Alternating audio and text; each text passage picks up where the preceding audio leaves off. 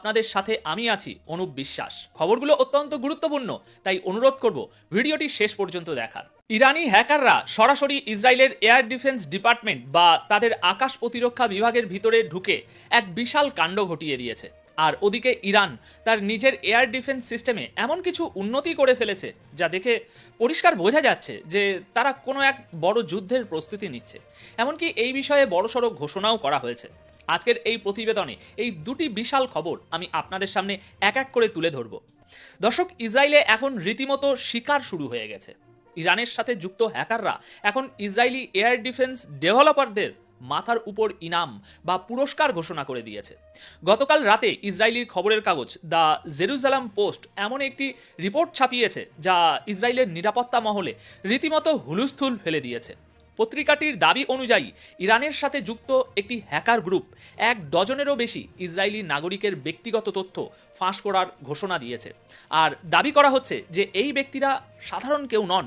এরা হলেন ইসরায়েলের বিখ্যাত পেট্রিয়ট, অ্যারো এবং ডেভিড স্লিংয়ের মতো শক্তিশালী এয়ার ডিফেন্স সিস্টেমের ডেভেলপার বা নির্মাতা। হান্ডালা নামের এই ইরানি হ্যাকার গ্রুপটি গত শনিবার এই তথ্যের জন্য বড়সড় পুরস্কার ঘোষণা করেছিল।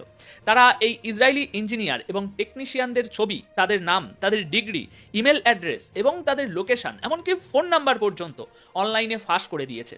জেরুজালেম পোস্ট হলো ইসরায়েলি পত্রিকা। তারা বলছে যে তারা এখন সব তথ্যের সত্যতা যাচাই করতে পারেনি। এই ডেটা বা তথ্যের ভান্ডার অনেক বড় হতে পারে, কিন্তু চিন্তার বিষয় হলো এই ডেটা ইতিমধ্যেই আরব মিডিয়া এবং টেলিগ্রাম চ্যানেলগুলোতে আগুনের মতো ছড়িয়ে পড়েছে।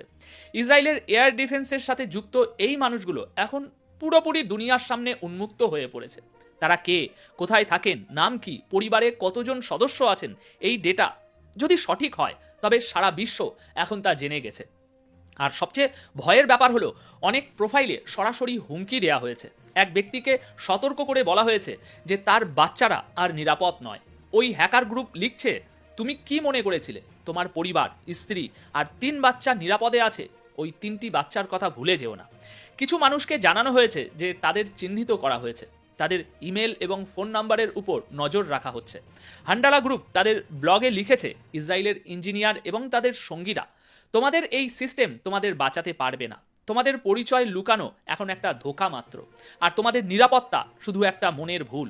এই মুহূর্ত থেকে তোমাদের উপর নজর রাখা হচ্ছে, আর এখন থেকে ভয়ই হলো তোমাদের নতুন বাস্তবতা। দর্শক, এই সব তথ্য একটা বড় পরিকল্পনার অংশ, যার মধ্যে রয়েছে পুরস্কার ঘোষণা, হুমকি দেওয়া এবং ব্যক্তিগত তথ্য ফাঁস করা। গত 18ই অক্টোবর থেকে হান্ডালা গ্রুপটি প্রতি শনিবার ইসরায়েলিদের তালিকা প্রকাশ করে আসছে, আর 15ই ডিসেম্বরেও ঠিক সেটাই হয়েছে। গ্রুপটির দাবি এই লোকগুলো ইসরায়েলের অস্ত্র কর্মসূচির অত্যন্ত গুরুত্বপূর্ণ অংশ। হান্ডালা হ্যাকারদের রেড ওয়ান্টেড ক্যাম্পেনের ঘোষণায় বলা হয়েছে যে এখন থেকে এদের কেউ না ল্যাবে স্বাধীনভাবে ঘুরতে পারবে, না নিজেদের বাড়িতে। দুনিয়া জেনে গেছে তোমরা কে এবং তোমরা কি করেছো। আমাদের বন্ধু এবং সমর্থকরা তোমাদের চিন্তার চেয়েও অনেক বেশি তোমাদের কাছাকাছি আছে।